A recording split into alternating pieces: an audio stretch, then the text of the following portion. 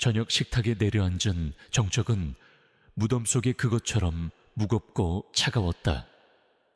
값비싼 이탈리아산 대리석으로 만든 거대한 식탁 위에는 김이 채 가시지 않은 고급 요리들이 즐비했지만 누구 하나 선뜻 수저를 드는 사람이 없었다. 샹들리에서 쏟아지는 화려한 불빛은 오히려 식탁에 앉은 세 사람의 얼굴에 드리운 그림자를 더욱 짙게 만들 뿐이었다. 식탁의 상석, 웅장하지만 어딘지 모르게 쓸쓸해 보이는 의자에 박진우 회장이 앉아 있었다. 한때 건설업계를 호령했던 호랑이 같은 기백은 온데간데 없고 이제는 세월의 무게에 짓눌린 늙고 병든 노인만이 남아 있었다. 멍한 눈은 허공의 한 점을 응시하고 있었고 앙상하게 마른 손가락은 테이블보의 실밥을 무의미하게 더듬고 있었다. 그의 맞은편에는 아들 박강민 사장이 앉아 있었다. 잘 다려진 명품 양복은 그의 다부진 체격을 더욱 돋보이게 했지만 그의 얼굴에는 초조함과 짜증이 역력했다. 그는 연신 값비싼 스위스제 시계를 들여다보며 혀를 찼다. 이 따분하고 무의미한 저녁 식사 때문에 중요한 약속을 놓치고 있다는 사실이 불만스러웠다. 아버지, 식사 안 하실 겁니까? 바쁜 사람 붙잡아 놓고 이게 무슨... 강민이 불퉁하게 입을 열었을 때 그의 옆에 앉은 여동생 박수진이 눈짓으로 그를 막았다. 그녀는 화려한 보석으로 치장한 손으로 우아하게 와인잔을 들며 부드러운 목소리로 말했다. 오빠도 참... 아버님께서 입맛이 없으신가 보지. 아버님, 혹시 어디 편찮으세요? 병원에 다시 가보셔야 하는 거 아니에요? 수진의 목소리는 꿀처럼 달콤했지만 그 안에 담긴 것은 진정한 걱정이 아닌 잘 계산된 의무감과 위선이었다. 그녀의 눈은 아버지를 향해 있었지만 그 시선은 마치 값비싼 골동품을 감정하듯 차갑고 무심했다. 진우는 두 자식의 말에 아무런 반응도 보이지 않았다. 그의 발치에는 늙은 점원 셰퍼드 미로가 웅크리고 있었다. 미로는 몇 년 전 막내 아들 지훈과 함께 이 집에 들어온 개였다. 지훈이 떠난 후 미로는 진우의 유일한 벗이 되어주었다. 개는 마치 이 숨막히는 분위기를 감지라도 한 듯 간간히 나지막한 신음소리를 내며 주인의 다리에 머리를 비볐다. 그때였다. 진우가 느릿하게 고개를 들었다. 초점 없던 그의 눈이 처음으로 두 자식을 정면으로 바라보았다. 그의 입술이 메마른 나무잎처럼 바싹 마른 채 천천히 열렸다. 내가 가진 모든 걸 팔 생각이다. 목소리는 갈라지고 힘이 없었지만 그 내용만큼은 식탁 위에 핵폭탄이 떨어진 것과 같은 충격을 주었다. 강민은 순간 제 귀를 의심했다. 네, 뭐라고요, 아버지? 지금 제정신이십니까? 수진의 얼굴에서도 가식적인 미소가 순식간에 사라졌다. 그녀의 손에 들려있던 와인잔이 위태롭게 흔들렸다. 진우는 아들의 격한 반응에도 아랑곳하지 않고 기계적으로 말을 이었다. 이 집도, 네가 사장으로 있는 회사 지분도, 저기 강원도에 있는 땅도 전부 다 하나도 남김없이. 미치셨어요. 강민이 자리에서 벌떡 일어나 소리쳤다. 그의 얼굴은 분노로 붉게 달아올랐다. 아버지, 평생의 피와 땀이 담긴 회사입니다. 이 집은 우리 가문의 역사가 깃든 곳이라고요. 그걸 다 팔겠다니. 그게 무슨 말씀이세요? 수진도 날카로운 목소리로 거들었다. 맞아요. 아버님 갑자기 왜 이러세요? 저희한테 뭐 서운한 거라도 있으세요? 말씀해보세요. 저희가 다 고칠게요. 그들의 말 속에는 아버지에 대한 존경이나 회사를 향한 애정은 한 톨도 없었다. 오직 자신들의 몫이 사라질지도 모른다는 공포와 탐욕만이 번뜩이고 있었다. 진우는 그들의 위선을 꿰뚫어 보는 듯한 눈으로 잠시 둘을 응시했다. 그의 텅 빈 눈동자 깊은 곳에서 잠시 아주 희미한 경멸의 빛이 스쳐 지나갔다. 상속법이 골치 아프게 바뀌었다더구나. 진우가 변명처럼 중얼거렸다. 나 죽고 나서 너희들끼리 머리 아픈 일 만들게 하고 싶지 않다. 그러니 내가 살아있을 때 다 정리해서 깔끔하게 나눠주는 게 낫지. 그것은 누가 들어도 어설픈 핑계였다. 강민은 기가 막힌다는 듯 헛웃음을 터뜨렸다. 상속법이요. 그깟법 때문에 이 모든 걸 팔아치우시겠다고요. 아버지가 언제부터 그런 사소한 것에 신경 쓰셨습니까? 차라리 노망이 들었다고 솔직하게 말씀하세요. 오빠 수진이 말렸지만 그녀의 눈빛 역시 의심과 불안으로 가득 차 있었다. 아버지의 상태가 정말로 이상했다. 몇 달 전부터 부쩍 멍하니 있는 시간이 늘었고 가끔은 혼잣말을 하기도 했다. 혹시 정말로 치매가 시작된 것은 아닐까? 그렇다면 이 재산을 엉뚱한 곳에 날려버리기 전에 어떻게든 막아야 했다. 진우는 더 이상 그들과 말을 섞고 싶지 않다는 듯 자리에서 천천히 일어섰다. 그의 움직임은 나비의 날갯짓처럼 위태로워 보였다. 미로가 즉시 일어나 그의 곁에 바싹 붙어 주인을 호위했다. 더 할 말 없다. 이미 다 결정한 일이다. 그는 그 말을 남기고 서재를 향해 돌아섰다. 그의 뒷모습은 거대한 저택 안에서 섬처럼 외로워 보였다. 강민은 분을 이기지 못하고 주먹으로 식탁을 내리쳤다. 값비싼 그릇들이 요란한 소리를 내며 흔들렸다. 젠장 저 노인네가 진짜 돌았나봐. 이대로 있다간 우리 전부 길바닥에 나앉게 생겼어. 수지는 하얗게 질린 얼굴로 떨리는 손을 감쌌다. 오빠, 어떻게 정말 아버님 말씀대로 다 팔아버리면 어떻게 내 인생, 내 품위유지비는 상상도 할 수 없어. 강민의 눈이 번뜩였다. 방법을 찾아야지. 아버지가 저렇게 나오신다면 우리도 우리 식대로 나갈 수밖에. 정신이 온전치 못한 사람이 재산을 처분하는 건 법적으로도 문제가 있어. 그걸 증명해야지. 증명 어떻게? 의사를 부르든 변호사를 만나든 어떻게든 방법을 찾아내. 그 전까지 아버지가 함부로 재산에 손대지 못하게 막아야 해. 두 사람은 서로의 얼굴을 마주 보았다. 그들의 눈에는 더 이상 아버지를 걱정하는 자식의 모습은 없었다. 오직 자신들의 탐욕스러운 제국을 지키기 위해 늙은 왕을 끌어내리려는 반역자들의 차가운 결의만이 이글거리고 있었다. 한편 서재로 들어온 진우는 육중한 문을 닫았다. 바깥의 소란이 거짓말처럼 멀어졌다. 그는 책상 의자에 몸을 깊숙이 묻었다. 극심한 피로가 온몸을 덮쳐왔다. 그는 지갑을 열어 낡은 사진 한 장을 꺼내 들었다. 사진 속에는 햇살처럼 밝게 웃고 있는 젊은 청년이 있었다. 그의 막내 아들 지훈이었다. 진우는 거친 손가락으로 사진 속 아들의 얼굴을 부드럽게 쓸었다. 지훈아, 보고 있느냐? 이 아비가 이제야 아주 늦었지만 네가 남긴 마지막 숙제를 하려고 한다.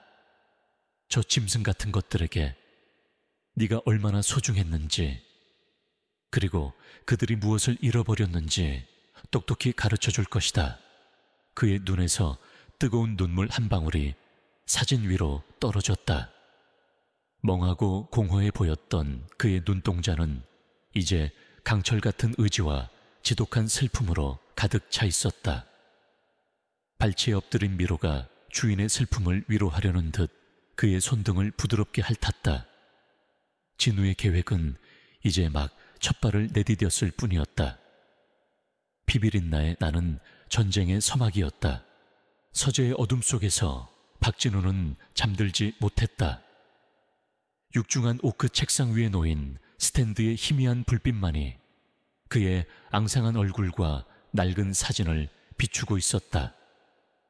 자식들이 떠난 후 거실의 소라는 멎었지만 그보다 더 무거운 침묵이 온 집안을, 그리고 그의 심장을 짓눌렀다. 그것은 단순한 고요함이 아니었다. 사랑하는 모든 것을 잃어버린 자의 공허함, 그리고 되돌릴 수 없는 시간에 대한 회한이 응축된 침묵이었다. 그의 발치에 웅크리고 있던 미로가 스르르 몸을 일으켰다. 늙은 개는 주인의 깊은 슬픔을 감지한 듯 잠시 그의 얼굴을 올려다보다가 소리 없이 방구석으로 향했다. 그곳에는 먼지가 뽀얗게 쌓인 낡은 나무 상자가 있었다. 미로는 익숙하게 코로 상자 뚜껑을 밀어 올리더니 그 안에서 무언가를 조심스럽게 물고 나왔다. 터벅터벅. 늙은 개의 발소리가 카펫 위에서 둔탁하게 울렸다. 미로는 진우의 발치에 그것을 내려놓았다.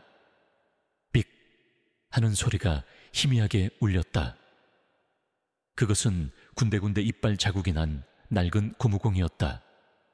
한때는 선명했을 노란색은 이제 빛이 발에 누렇게 변해 있었다. 진우의 시선이 고무공에 머물렀다. 미로는 몇 달 전부터 종종 이 공을 그에게 가져오곤 했다. 처음에는 그저 늙은 개의 노망, 든 장난이라 생각했다. 하지만 지금 모든 것을 끝내기로 결심한 이 밤에 이 낡은 공은 단순한 물건 이상의 의미로 다가왔다. 빅! 그 소리가 기억의 수문을 열었다. 눈을 감자 서재의 차가운 공기는 사라지고 십수년 전 어느 화창한 봄날에 따스한 햇살과 풀 내음이 그를 감쌌다. 넓은 정원에서 20살의 지훈이 강아지였던 미로와 함께 뒹굴고 있었다. 미로야 이리 와 물어. 지훈의 웃음소리는 햇살 그 자체였다.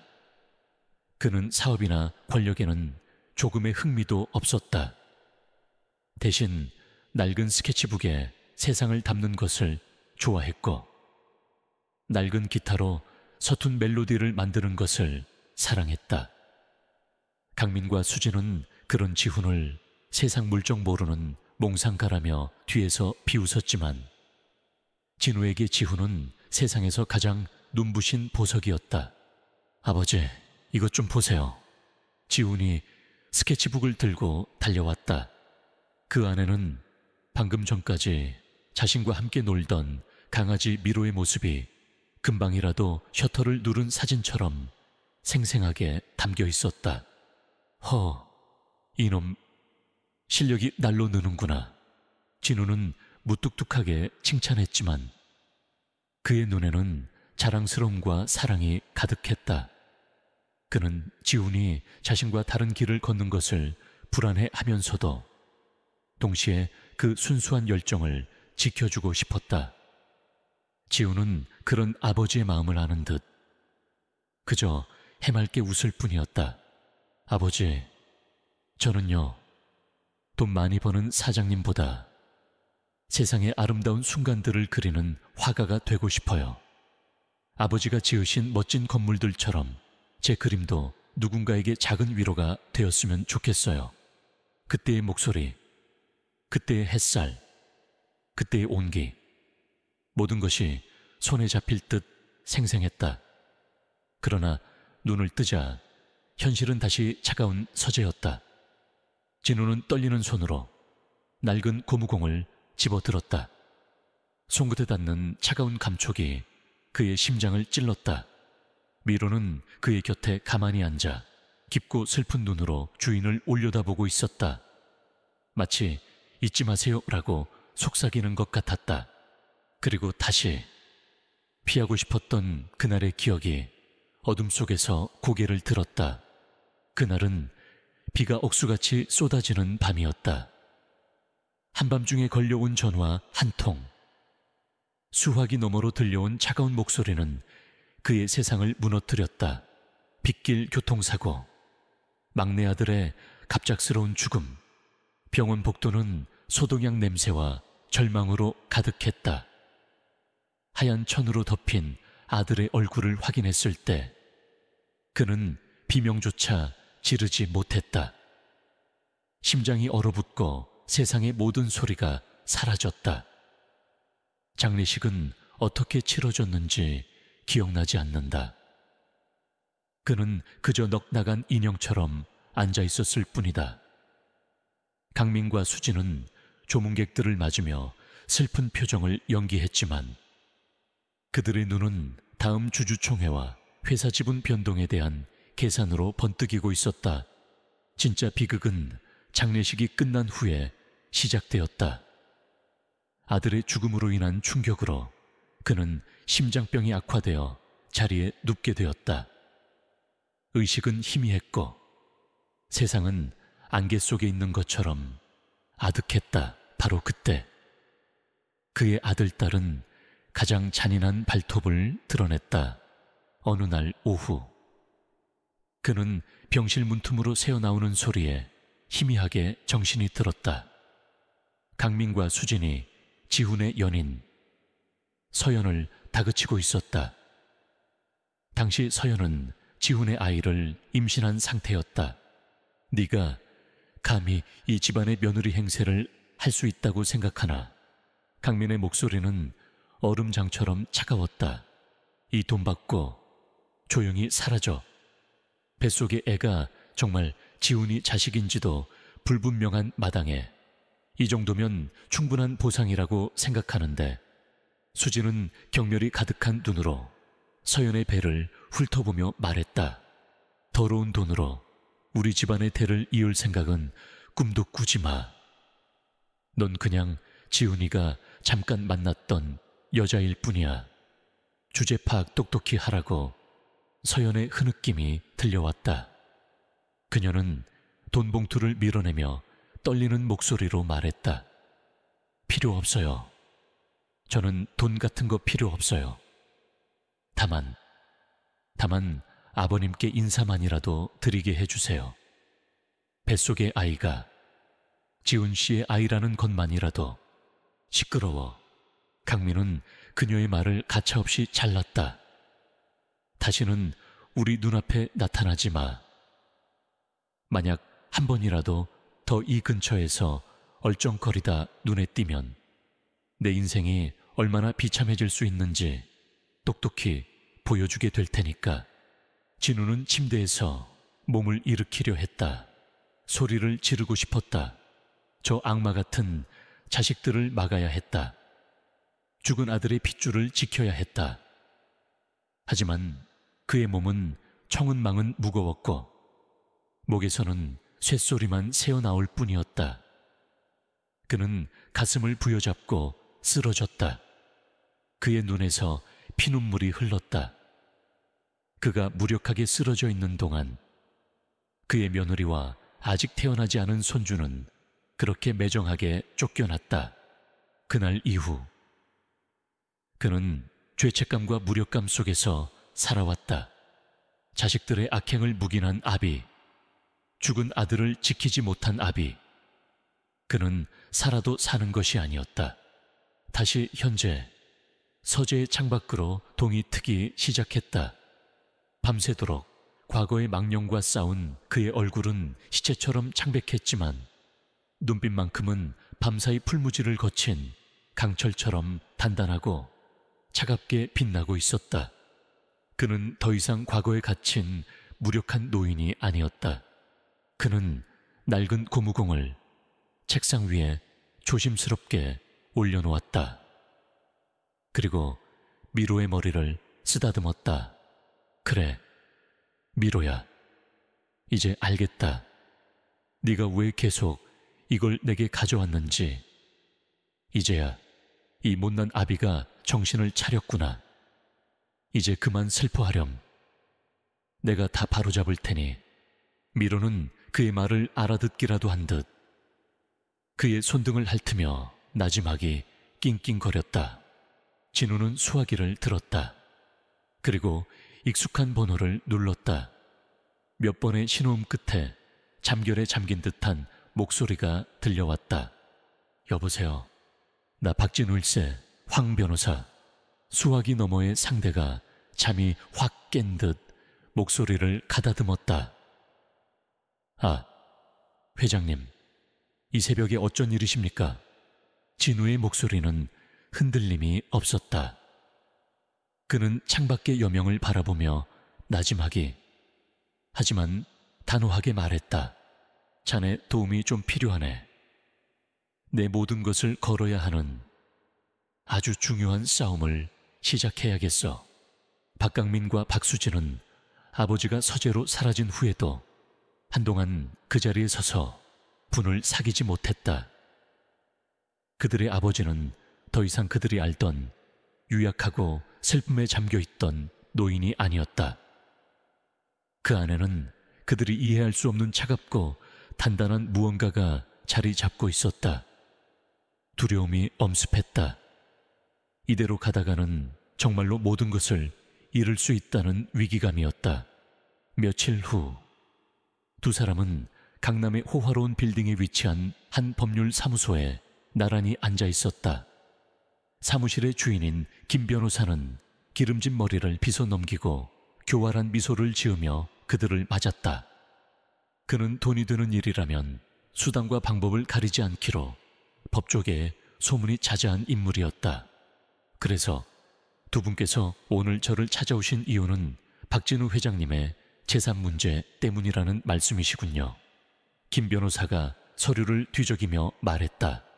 강민이 참을성 없다는 듯 테이블을 손가락으로 두드렸다. 재산 문제이기도 하지만 근본적인 문제는 아버지의 정신 상태입니다.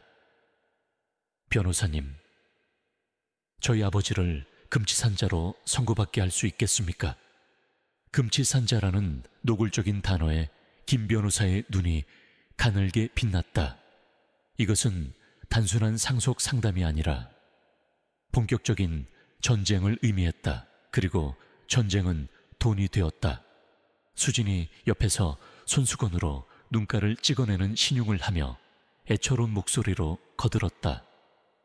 변호사님, 아버님께서 요즘 부쩍 이상해지셨어요. 밤에 잠도 못 주무시고 혼잣말을 하시는 건 예사고요. 돌아가신 제 동생 지훈이 이름을 부르면서 우실 때도 있어요. 저희는 정말 걱정이 돼서 강민은 수진의 연기에 속으로 만족하며 말을 이었다. 맞습니다. 그런 아버지가 갑자기 평생 일군 재산을 전부 팔아버리시겠답니다.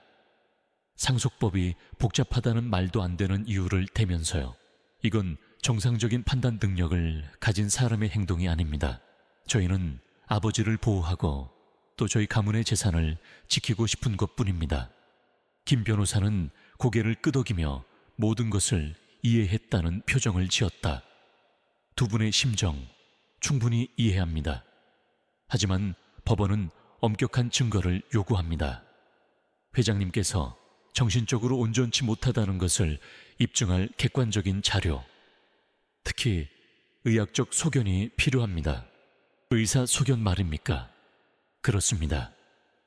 신뢰할 만한 병원의 정신과 전문의로부터 의사결정 능력이 현저히 저하된 상태라는 진단서를 받아내야 합니다. 그게 가장 확실한 방법이죠. 강민의 미간이 좁혀졌다. 하지만 아버지가 순순히 병원에 가서 검사를 받으실 리가 없습니다. 김 변호사가 의미심장한 미소를 지었다. 그 부분은 걱정하지 마십시오. 저와 연이 깊은 의사 한 분이 계십니다. 최 박사라고 환자의 상태를 잘 이해해 주시는 분이죠. 제가 잘 이야기해서 정기 건강검진인 것처럼 꾸며 자택으로 방문 진료를 하도록 주선하겠습니다. 두 분께서는 그저 자연스럽게 아버님의 평소 이상 행동들을 최 박사 앞에서 보여주시기만 하면 됩니다. 강민과 수진의 얼굴에 만족스러운 미소가 떠올랐다. 돈으로 모든 것을 해결할 수 있다는 그들의 신념이 다시 한번 증명되는 순간이었다. 그들은 자신들의 계획이 얼마나 완벽한지, 그리고 늙은 아버지가 얼마나 손쉽게 자신들의 덫에 걸려들 것인지를 상상하며 흡족해했다. 같은 시각, 박진우는 낡은 국산 세단 뒷좌석에 앉아 있었다. 그의 화려한 외제차도 비서가 운전하는 사장용 차도 아니었다. 10년 넘게 그를 위해 묵묵히 일해 온 윤 기사가 운전하는 눈에 띄지 않는 차였다. 그의 무릎 위에는 황 변호사가 밤새 준비한 얇은 보고서 한 부가 놓여 있었다. 보고서에는 한 모녀의 소박한 일상이 담겨 있었다. 서울 변두리의 낡은 다세대 주택 주소, 아이가 다니는 작은 어린이집의 위치, 그리고 엄마가 파트타임으로 일하는 동네 식당까지 바로 그의 며느리 이소연과 세상에 없는 사람이 되어버린 그의 손녀 한나의 흔적이었다. 공원 근처에 차를 세워주게 진우의 말에 윤 기사는 말없이 고개를 끄덕였다. 그는 아무것도 묻지 않았지만 지난 며칠간 회장님의 행보가 평소와 다르다는 것을 느끼고 있었다. 진우는 허름한 모자와 낡은 점퍼 차림으로 차에서 내렸다. 그는 이제 부유한 회장이 아니라 그저 손주를 보러 온 평범한 할아버지의 모습이었다. 공원은 아이들의 웃음소리로 가득했다. 그의 심장이 평생 느껴보지 못한 속도로 격렬하게 뛰기 시작했다. 두려움, 죄책감, 그리고 애타는 그리움이 뒤섞인 감정이었다. 벤치에 앉아 얼마나 기다렸을까. 어린이집 방향에서 익숙하면서도 낯선 얼굴이 나타났다. 세월의 풍패, 조금은 지쳐 보였지만 여전히 고운 얼굴의 며느리 서연이었다. 그리고 그녀의 손을 잡고 제잘거리며 걸어오는 작은 아이 해나. 진우는 숨을 멈췄다. 아이는 8살이라는 나이가 믿기지 않을 정도로 작고 야무져 보였다. 그리고 무엇보다도 웃을 때 한쪽 입꼬리가 살짝 올라가는 모습까지 죽은 아들 지훈을 놀라울 정도로 빼닮아 있었다. 수십 년의 세월을 뛰어넘어 그의 아들이 다시 어린아이가 되어 눈앞에 서 있는 것만 같았다. 눈시울이 뜨거워졌다. 그때였다. 한나가 엄마의 손을 놓고 앞으로 달려가다가 그만 돌부리에 걸려 넘어졌다. 아야, 아이의 울음소리가 공원에 울려 퍼졌다. 서연이 놀라 달려오기 전 진우의 몸이 먼저 반응했다. 그는 자기도 모르게 자리에서 일어나 아이에게 다가갔다. 괜찮다. 아가, 괜찮아. 그는 주머니에서 항상 가지고 다니던 깨끗한 손수건을 꺼내 아이의 까진 무릎에서 흐르는 피를 조심스럽게 닦아주었다. 그의 목소리는 심하게 떨리고 있었다. 한나는 울음을 그치고 동그란 눈으로 진우를 올려다보았다. 낯선 할아버지였지만 왠지 모르게 무섭지 않았다. 오히려 그의 눈빛과 손길에서 따뜻함이 느껴졌다. 감사합니다, 할아버지. 그때 서연이 황급히 달려왔다. 한나야, 괜찮아 어머, 죄송합니다. 그리고 정말 감사합니다, 어르신. 서연은 고개를 숙여 인사했다. 그녀는 모자를 깊이 눌러 쓴 진우의 얼굴을 알아보지 못했다. 하긴 10년 가까운 세월이 흘렀고 그에게 쫓겨나던 날 이후로 단 한 번도 그를 본 적이 없었으니 당연한 일이었다. 아닙니다. 아이가 크게 다치지 않아서 다행이군요. 진우는 간신히 목소리를 쥐어짜내 대답하고는 서둘러 자리를 떴다. 더 이상 그 자리에 있다가는 무너져 내리는 감정을 주체할 수 없을 것 같았다. 차로 돌아온 그는 피가 한 방울 묻은 손수건을 가슴에 품고 오랫동안 움직이지 않았다. 손끝에서부터 전해져 오는 작은 온기가 그의 얼어붙었던 심장을 녹이는 것 같았다. 그는 방금 전까지 자신을 괴롭히던 죄책감과 무력감이 눈 녹듯 사라지고 그 자리에 뜨겁고 단단한 무언가가 차오르는 것을 느꼈다. 그것은 책임감이었다. 저 아이를, 내 아들의 핏줄을 저 짐승 같은 자들로부터 반드시 지켜내야 한다는, 목숨을 걸고서라도 완수해야 할 마지막 책임감. 그때 그의 주머니에서 휴대폰이 짧게 진동했다. 황 변호사에게서 온 문자였다.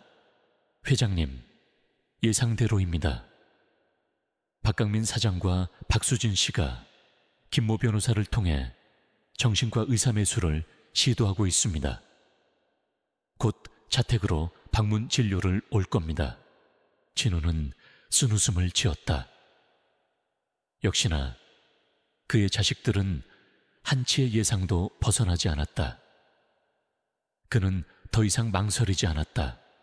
황 변호사 사무실로 가게 차 안에서 그는 창밖을 바라보며 나지막이 읊조렸다. 그 목소리에는 이제 한 점의 흔들림도 없었다.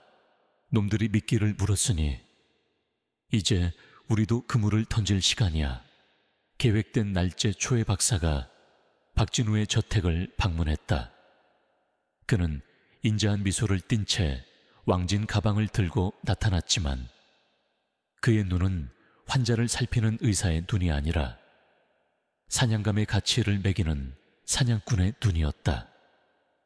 박강민과 박수진은 약속이라도 한 듯 걱정이 가득한 자식의 얼굴을 하고 그를 맞았다. 아이고, 박사님, 이 누추한 곳까지 직접 와주셔서 감사합니다. 수진이 과장된 몸짓으로 말했다. 아버님께서 통병원에 가려 하지 않으셔서요. 심장이 안 좋으신데 정기검진도 계속 미루셔서 저희가 억지로 청을 드렸습니다. 강민이 옆에서 거들었다. 최 박사는 모든 것을 이해한다는 듯 고개를 끄덕였다. 잘하셨습니다.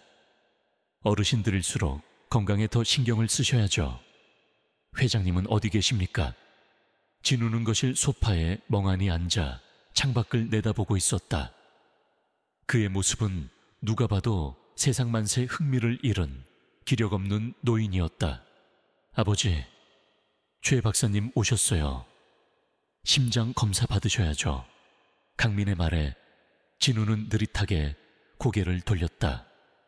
그는 최 박사를 보고도 아무런 반응을 보이지 않고 다시 창밖으로 시선을 돌렸다.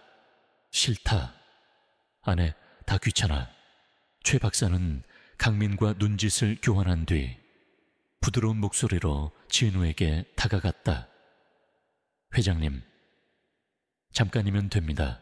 청진기만 대보면 됩니다. 건강을 위한 일이지 않습니까? 진우는 마지못해 상의를 올리는 것을 허락했다. 최 박사는 청진기를 그의 가슴에 대고 이것저것 형식적인 질문을 던지기 시작했다. 요즘 식사는 잘하십니까, 회장님? 몰라, 밥맛이 없어. 밤에 잠은 잘 주무시고요. 잠이 오질 않아. 눈을 감으면 지훈이가 보여서. 진우는 일부러 지훈의 이름을 들먹였다. 수지는 이때다 싶어 손수건으로 눈가를 누르며 흐느꼈다. 최 박사는 의미심장한 표정으로 고개를 끄덕였다. 회장님, 잠시만요. 혹시 지금이 몇 년도인지 아시겠습니까? 진우는 대답하지 않았다. 그럼 회장님 재산을 전부 처분하신다는 소문이 있던데 그게 사실입니까? 왜 그런 결정을 하셨는지 여쭤봐도 될까요? 진우는 갑자기 버럭 화를 냈다. 내 재산 내가 마음대로 하는데 당신이 무슨 상관이야? 그놈의 상속법 때문에 머리가 터질 것 같단 말이다. 다 팔아서 없애버릴 거야. 그의 반응은 영락없이 판단력이 흐려지고 감정 기복이 심한 노인의 모습이었다. 강민과 수진의 얼굴에 회심의 미소가 스쳤다. 모든 것이 계획대로 착착 진행되고 있었다. 진찰을 마친 초해 박사는 두 사람을 따로 불러 결론을 내렸다. 전형적인 노인성 치매와 망상 증세가 보입니다. 감정 통제가 어려우시고 현실 판단 능력이 현저히 저하된 상태입니다. 이대로 두시면 자신이나 타인에게 해를 끼칠 수도 있습니다. 법적 보호자의 관리 감독이 시급한 상황이라는 소견서를 작성해 드리겠습니다. 강민은 두둑한 돈 봉투를 최 박사의 가방에 찔러 넣으며 말했다. 수고하셨습니다. 박사님, 사례는 두둑이 챙겨드리겠습니다. 그들이 자신들의 승리를 확신하며 떠나간 후 거실에 홀로 남은 진우의 얼굴에서 어수룩한 기색이 사라졌다. 그의 눈은 얼음처럼 차갑고 냉철하게 빛나고 있었다. 그는 자신의 영의가 완벽하게 성공했음을 직감했다. 그날 밤 진우는 미루와 함께 정원을 산책하고 있었다. 보름달이 환하게 정원을 비추고 있었다. 미루는 평소와 달리 계속 낑낑거리며 진우의 바짓가랑이를 물고 뒤쪽으로 잡아당겼다. 그곳은 수십 년간 아무도 찾지 않아 잡초가 무성한 낡은 창고가 있는 곳이었다. 왜 그러느냐, 미로야. 미로는 대답 대신 더욱 거세게 그를 끌었다. 진우는 걔의 이상 행동에 이끌려 잡초를 헤치고 낡은 창고 문 앞에 섰다. 녹슨 자물쇠가 세월의 흔적을 말해주고 있었다. 그는 근처에 있던 돌멩이를 들어 자물쇠를 몇 번 내리쳐 부수고 삐걱거리는 문을 열었다. 창고 안은 먼지와 곰팡이 냄새로 가득했다. 달빛이 틈새로 스며들어와 먼지 쌓인 낡은 물건들의 윤곽을 드러냈다. 그곳은 온통 죽은 아들 지훈의 흔적뿐이었다. 쓰다만 캔버스, 물감이 굳어버린 팔레트, 줄이 끊어진 낡은 기타, 아들의 꿈의 무덤이었다. 미로는 망설임 없이 창고 안쪽 구석으로 향했다. 그리고 낡은 나무 괴짝 앞에서 발을 멈추고 킁킁거리며 긁어대기 시작했다. 진우는 마른 침을 삼키며 괴짝을 열었다. 낡은 옷가지와 책들 밑에서 자물쇠가 달린 작은 나무 상자가 모습을 드러냈다. 심장이 세차게 뛰었다. 그는 상자를 들고 서재로 돌아와 공구함에서 작은 망치를 가져와 자물쇠를 부셨다. 상자 안에는 낡은 일기장 한 권과 봉투에 담긴 편지 한 통이 들어있었다. 진우는 떨리는 손으로 일기장을 펼쳤다. 그것은 아들 지훈의 일기였다. 앞부분은 대학 시절의 소소한 일상과 서연을 만나 사랑에 빠진 이야기로 가득했다. 페이지를 넘길수록 그의 심장은 더욱 조여왔다. 그리고 마침내 마지막 몇 페이지에 이르렀을 때 그는 숨을 쉴 수가 없었다. 오늘 형의 사무실에서 우연히 서류를 하나 보았다. 아버지가 진행하시는 신도시 건설 사업과 관련된 해외 페이퍼 컴퍼니 설립 서류였다. 자재 납품가를 부풀려 비자금을 조성하고 있었다. 아버지를 속이고 회사의 돈을 빼돌리고 있었던 것이다. 심장이 철렁 내려앉았다.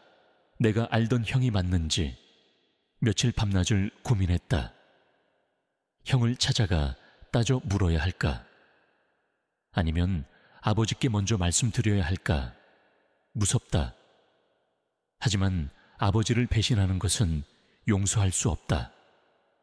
아버지가 평생을 바친 회사를, 좀 먹는 행위를 모른 척할 수는 없다. 내일 아버지께 모든 것을 말씀드려야겠다. 어떤 결과가 닥쳐오든 그게 아들로서의 도리다. 마지막 일기의 날짜는 지훈이 교통사고로 세상을 떠나기 바로 전날이었다.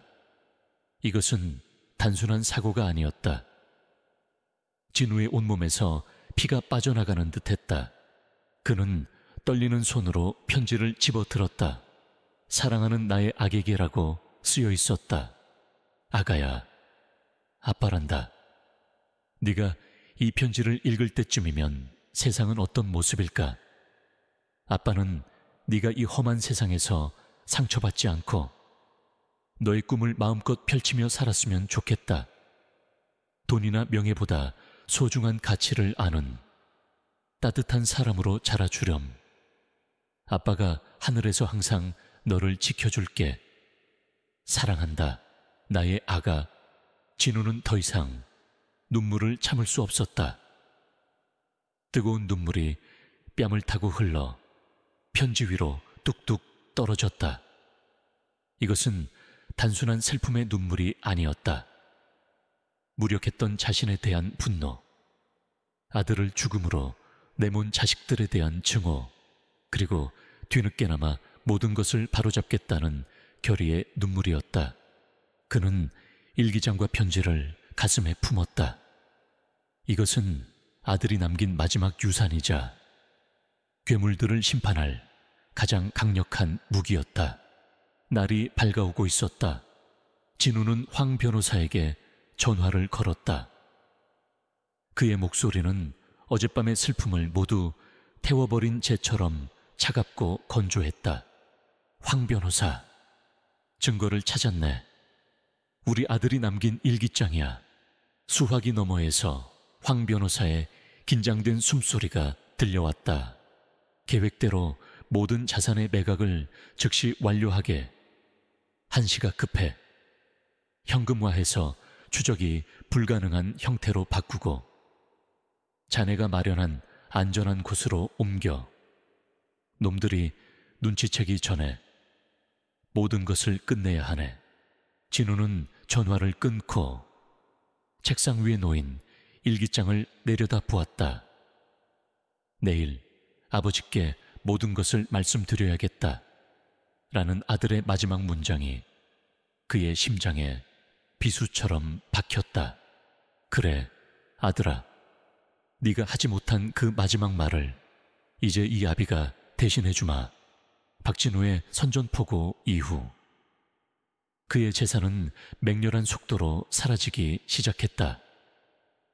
강원도 임야가 급매물로 나왔다는 뉴스가 경제지에 실렸고 그가 보유하고 있던 우량주들이 대량으로 시장에 풀리면서 주가가 휘청거렸다. 마침내 수십 년간 박씨 가문의 역사를 지켜온 성북동 저택의 대문에 큼지막한 매각 팻말이 붙었을 때 박강민과 박수진의 인내심은 바닥을 드러냈다. 미쳤어. 정말 미쳤다고. 저 노인네가 제정신이 아니야. 자신의 회사 사무실에서 강민은 서류를 집어 던지며 포효했다. 그의 앞에는 하얗게 질린 얼굴의 수진이 서 있었다. 오빠, 이러다 우리 정말 빈털터리가 되는 거 아니야. 길바닥이 나앉는 건 시간 문제라고. 김 변호사는 모 한 대 법원에 금치산자 신청 넣었다며 절차가 있답니다. 의사소견서 첨부하고 법원 심리까지 기다려야 한다고. 그 사이에 아버지가 모든 걸 다 팔아치우면 아무 소용도 없잖아. 강민은 답답함에 머리를 쥐어뜯었다. 그들은 아버지를 통제할 수 있는 덫을 놓았다고 생각했지만 정작 사냥감은 덫을 비웃으며 유유히 자신의 길을 가고 있었다. 오히려 덫에 걸려 허우적거리는 것은 그들 자신이었다. 그들의 초조함과 분노가 극에 달한 그날 저녁, 박진우는 다시 한번 허름한 점퍼와 모자 차림으로 낡은 세단에 올랐다. 차는 화려한 도심을 벗어나 불빛이 하나둘 드물어지는 서울의 변두리 한나와 서연이 사는 동네로 향했다.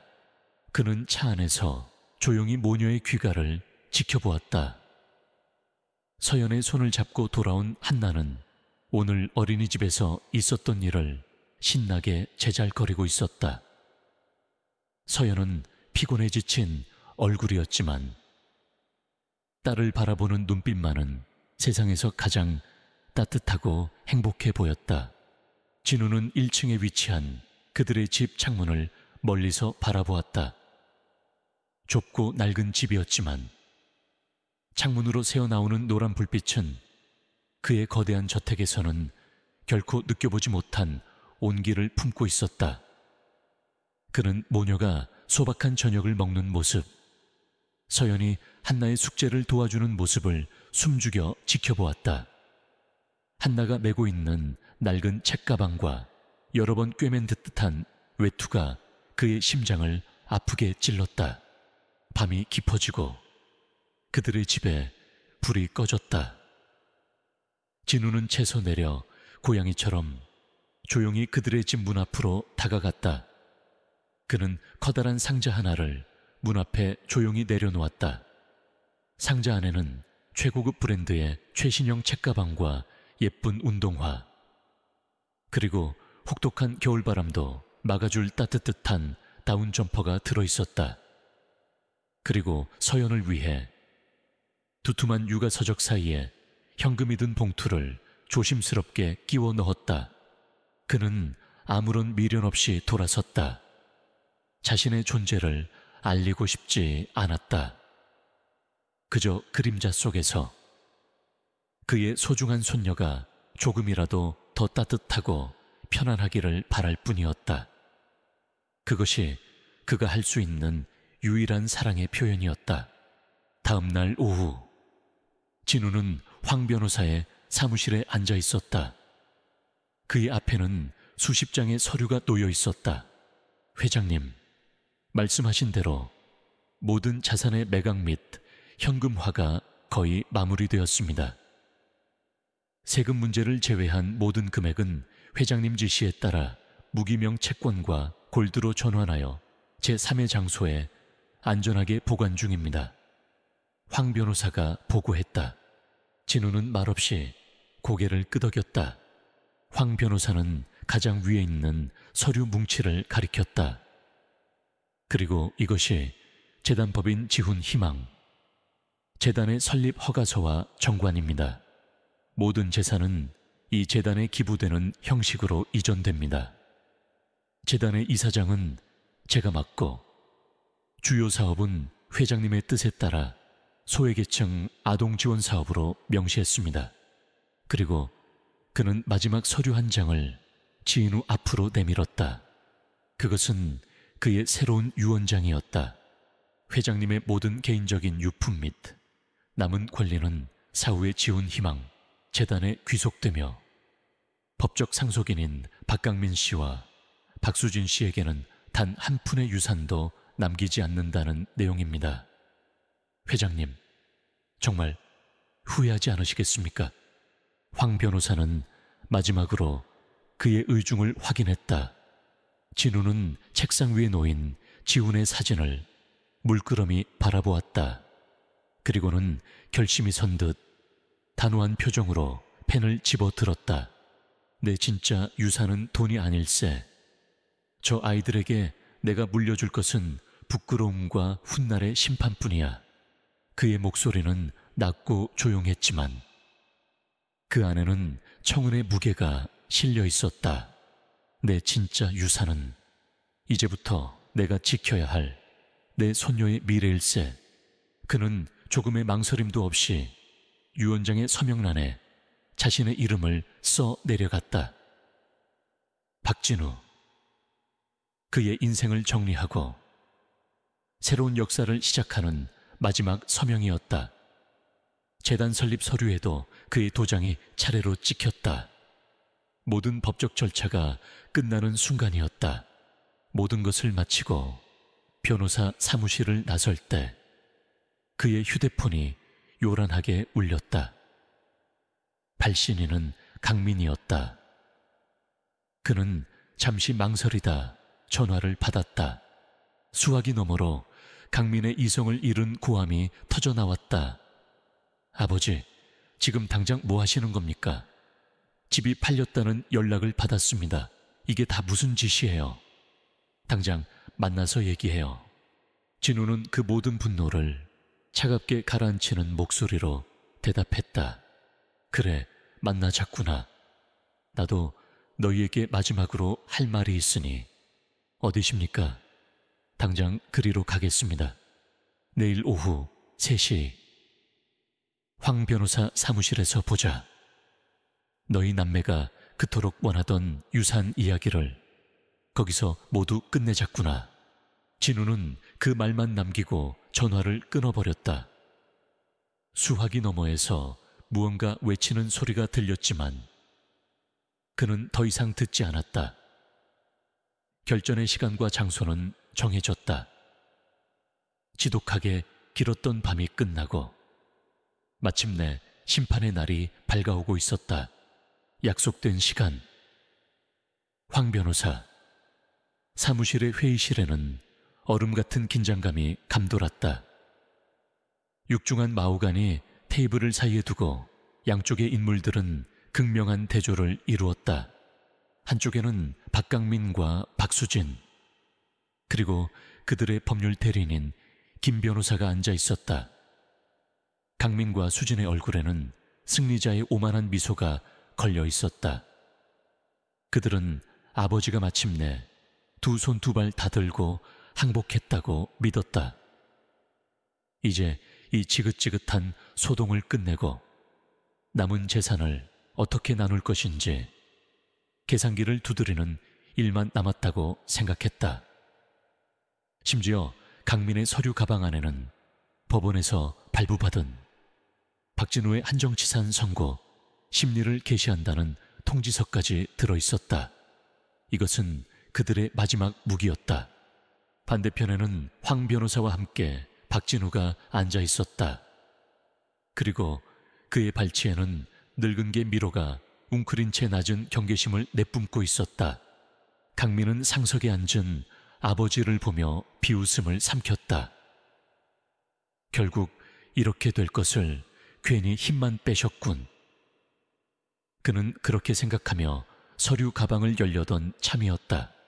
그때 박진우가 천천히 고개를 들었다. 순간 강민과 수진은 숨을 멈췄다.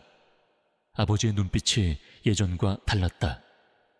늘 슬픔과 공허함으로 흐려있던 그 눈동자가 아니었다. 맑고 단단하며 모든 것을 꿰뚫어 보는 듯한 날카로운 빛이 뿜어져 나오고 있었다. 흐트러진 잠옷 차림이 아닌 빳빳하게 다려진 짙은 색 정장을 입은 그의 모습은 병든 노인이 아니라 다시 한번 전장으로 돌아온 노련한 장수와 같았다. 회의실의 공기가 순식간에 역전되었다. 강민은 당황스러움을 감추고 애써 여유로운 척하며 입을 열었다. 아버지, 이제야 저희와 대화할 마음이 드셨군요. 진작 이러셨으면 좋았을 것을. 진우는 아들의 말을 가볍게 무시하고 황 변호사를 향해 턱짓을 했다. 시작하게 황 변호사가 자리에서 일어나 정중하게 인사한 뒤 입을 열었다. 오늘 이 자리는 박진우 회장님의 유산 분배 문제를 최종적으로 매듭짓기 위해 마련되었습니다. 하지만 그에 앞서 회장님께서 두 분께 꼭 들려주고 싶은 이야기가 있다고 하셨습니다. 그 말과 함께 진우는 자신의 앞에 놓여있던 낡은 갈색 일기장을 천천히 들어 올렸다. 그것을 본 수진의 얼굴이 미세하게 굳었다. 지훈의 물건이었다. 불길한 예감이 엄습했다. 진우는 안경을 고쳐 쓰고 메마른 입술을 열어 일기장을 읽어 내려가기 시작했다. 그의 목소리는 차분했지만 모든 단어에 칼날 같은 슬픔과 분노가 서려 있었다.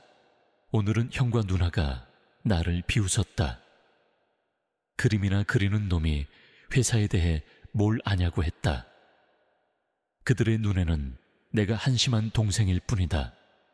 아버지의 기대에 미치지 못하는 나는 이 집안의 이방인 같다. 아버지, 지금 뭘 하시는 겁니까?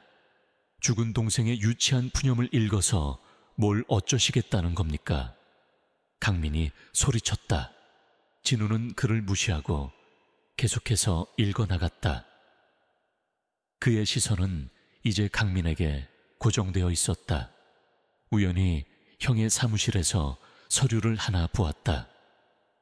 아버지가 진행하시는 신도시 건설 사업과 관련된 해외 유령회사 설립 서류였다. 자재 납품가를 부풀려 비자금을 조성하고 있었다. 아버지를 속이고 아버지가 평생을 바친 회사에 돈을 빼돌리고 있었던 것이다. 강민의 얼굴이 하얗게 질렸다. 거짓말, 새빨간 거짓말이야. 그건 지훈이가 사업도 모르면서 오해한 거라고. 오해라고. 진우의 목소리가 싸늘하게 울렸다. 그는 일기장의 마지막 페이지를 펼쳤다. 내일 아버지께 모든 것을 말씀드려야겠다. 어떤 결과가 닥쳐오든 그게 아들로서의 도리다. 그리고 내 아들은 그 다음 날 차가운 아스팔트 위에서 시체로 발견됐지. 증거도 없는 헛소리, 저 낡은 공책 쪼가리가 증거가 됩니까? 강민은 자리에서 벌떡 일어나 고함을 질렀다. 발치에 있던 미로가 그를 향해 이빨을 드러내며 으르렁거렸다. 바로 그때 황 변호사가 두툼한 서류철을 테이블 위에 올려놓았다. 그 일기는 사실입니다. 박강민 사장님, 황 변호사의 차분한 목소리가 회의실을 장악했다. 고 박지훈 씨가 남긴 이 메모를 토대로 저희가 지난 몇 달간 추적한 결과 사장님께서 차명으로 설립한 유령회사의 자금 흐름 내역과 완벽하게 조작된 이중장부, 그리고 그 돈이 흘러들어간 해외 계좌까지 모두 확보했습니다. 황 변호사는 회의실 벽면에 설치된 스크린의 자료들을 띄웠다.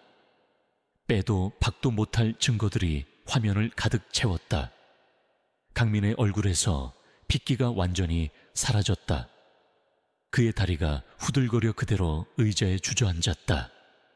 그의 옆에 있던 김 변호사는 상황이 끝났음을 직감하고 조용히 짐을 챙기기 시작했다.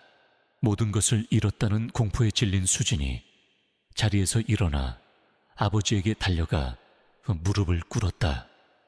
이번에는 진짜 눈물이었다. 아버지, 잘못했어요. 저희가 다 잘못했어요.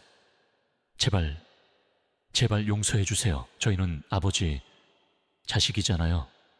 한 번만 기회를 주세요. 진우는 무릎 아래 매달린 딸을 차갑게 내려다보았다. 그의 눈에는 동정심이라고는 한 점도 없었다. 자식 그의 입에서 쓴웃음이 흘러나왔다. 너희가 단 한순간이라도 내 자식이었던 적이 있었더냐? 그는 자리에서 천천히 일어섰다.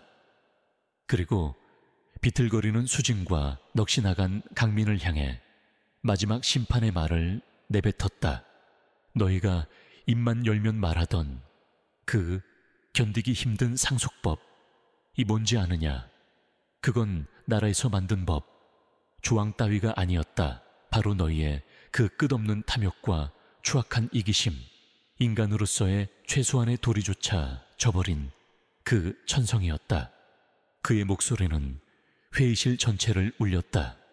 내 아들을 죽음으로 내몰고 그 갓난아이와 어미를 매정하게 길바닥으로 내쫓은 너희 같은 짐승들에게 내 피와 땀이 섞인 재산을 물려주는 것. 그것이야말로 내가, 이 아비가 도저히 견딜 수 없는 진짜 상속법이었다. 모든 것은 끝났다. 진우는 그 말을 끝으로 돌아섰다. 황 변호사와 미로가 그의 뒤를 따랐다. 회의실에는 완전한 파멸을 맞이한 두 남매의 절망적인 울음소리만이 공허하게 울려 퍼지고 있었다. 박진우가 떠난 회의실에는 지독한 정적만이 남았다. 박강민은 넋이 나간 사람처럼 텅 빈 스크린을 응시하고 있었고, 박수진은 바닥에 주저앉은 채 소리 없이 눈물만 흘리고 있었다. 그들의 세계는 산산조각 났고 그 파편을 주워 담을 힘조차 남아있지 않았다. 그때 회의실 문을 닫고 다시 돌아온 황 변호사가 그들의 앞에 섰다. 그의 얼굴에는 어떠한 감정도 담겨있지 않았다. 그는 판결을 내리는 판사처럼 냉정하고 사무적인 목소리로 입을 열었다. 두 분께 마지막으로 전달해 드릴 사항이 있습니다. 강민이 간신히 고개를 들었다. 그의 눈에는 신락 같은 희망 혹은 현실을 부정하고 싶은 마지막 발악이 남아 있었다. 박진우 회장님의 모든 재산은 법적으로 두 분께 상속되지 않습니다.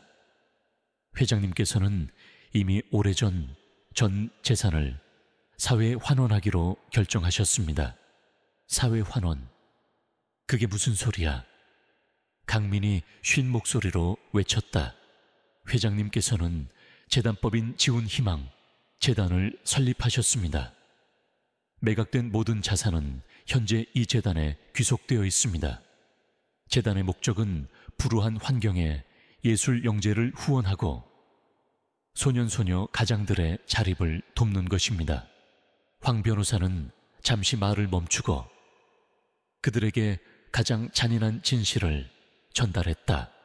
그리고 이 재단의 최우선 수혜자이자 회장님께서 유일한 상속인으로 지목하신 분이 있습니다. 그는 서류 한 장을 테이블 위로 밀었다. 그곳에는 앳된 여자아이의 사진과 함께 박한나라는 이름이 적혀 있었다. 회장님께서 남기신 진짜 유산은 바로 고 박지훈 씨의 따님 박한나 양입니다. 한나 양이 성인이 될 때까지의 모든 교육비와 생활비는 재단에서 최우선으로 그리고 무제한으로 지원할 것입니다. 이것이 회장님의 마지막 뜻입니다. 수지는 박한나라는 이름을 듣고 경악하며 입을 틀어막았다. 그들이 존재 자체를 지워버렸다고 생각했던 죽은 동생의 핏줄, 그 아이가 모든 것을 가져간 것이다. 황 변호사의 시선이 강민에게로 향했다. 그리고 박강민 사장님의 횡령 및 배임 혐의에 대한 모든 증거 자료는 오늘 오전에 검찰에 정식으로 제출되었습니다. 고 박지훈 씨가 남긴 일기장 원본과 함께 말입니다. 아마 곧 검찰에서 소환장이 발부될 겁니다. 그것이 최후의 일격이었다. 강민의 눈에서 마지막 빛이 사라졌다. 부, 명예, 그리고 자유까지. 그는 모든 것을 잃었다. 그들이 그토록 지키고 싶어 했던 탐욕의 제국은 그렇게 한 줌의 죄도 남기지 않고 완벽하게 무너져 내렸다. 1년 후 세월의 상처를 보듬는 햇살이 따사롭게 내리쬐는 남쪽의 작은 시골 마을, 높은 담벼락도 차가운 대리석도 없는 소박한 마당이 딸린 하얀 집이 있었다. 마당 한편에서는 박진우가 흙을 만지고 있었다. 그는 더 이상 고독하고 슬픔에 찬 노인이 아니었다. 주름은 여전히 깊었지만 그의 얼굴에는 평온한 미소가 깃들어 있었다. 그는 도시의 소음과 위선을 떠나 이곳에서 흙냄새와 풀내음을 맡으며 비로소 생의 평화를 찾았다. 할아버지, 9살이 된 한나가 스케치북을 들고 그에게 달려왔다. 아이는 지난 1년간 몰라보게 밝고 건강해졌다. 이것 좀 보세요. 제가 그린 우리 집이에요. 스케치북에는 서툰 솜씨지만 따뜻함이 가득한 그림이 그려져 있었다.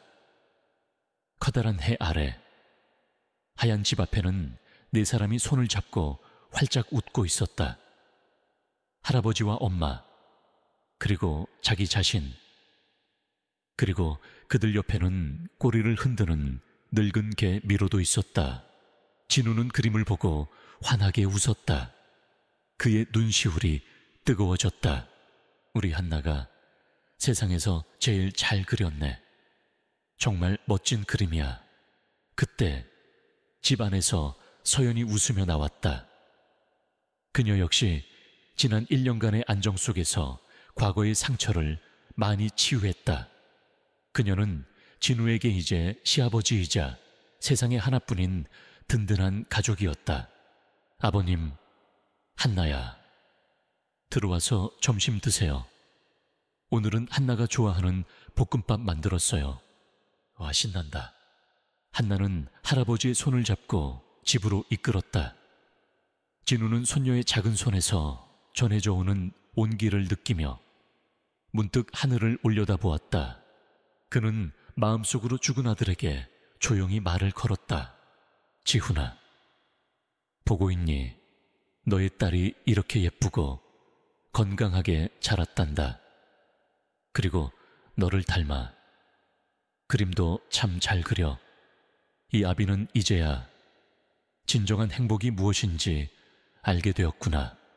그의 시선이 마당에서 행복하게 뛰어노는 손녀와 그런 아이를 사랑스럽게 바라보는 며느리, 그리고 그들 곁을 지키는 늙은 미로에게 향했다. 돈도 명예도 아닌 바로 이렇게 사랑하는 사람들과 함께 웃고 이야기하고 서로의 온기를 느끼며 살아가는 시간이라는 것을, 네가 남긴 진짜 유산은 돈이나 회사가 아니라 바로 네가 남기고 간 이 따뜻한 사랑이었어. 고맙다. 아들아, 정말 고맙다. 따스한 햇살이 그들의 머리 위로 쏟아져 내리고 있었다. 탐욕으로 얼룩졌던 과거는 멀어지고 사랑으로 채워진 새로운 날들이 그들 앞에 펼쳐져 있었다. 그것이 바로 박진우가 목숨을 걸고 지켜낸 세상에서 가장 값진 진짜 유산이었다.